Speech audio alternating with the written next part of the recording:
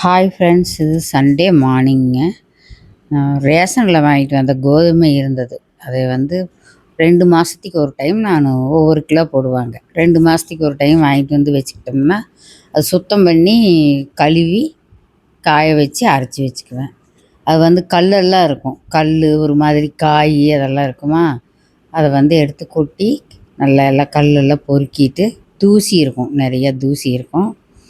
அதை புடச்சிட்டு நல்லா கழுவிட்டேன். ஒரு அரை மணி நேரம் ஊற வச்சு நல்லா 4, 5 டைம் கழுவி காய வச்சுருக்கிறேன்.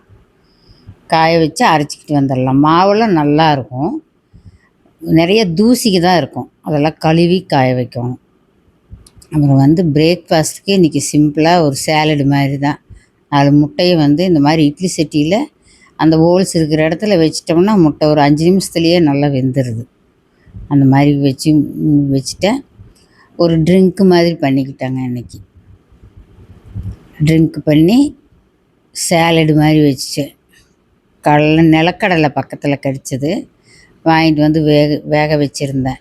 அதை வச்சு வெள்ளரிக்காய் 2 முட்டை, கேரட்டு அப்படி வச்சு சேலடு வச்சு சாப்பிட்டாச்சுங்க. காலையில் இன்றைக்கி பிரேக்ஃபாஸ்ட்டு சிம்பிளாக முடித்தாச்சு. மத்தியானம் லஞ்சுக்கு தான் நம்ம லஞ்ச் பண்ணணுங்க. தேங்க்யூ.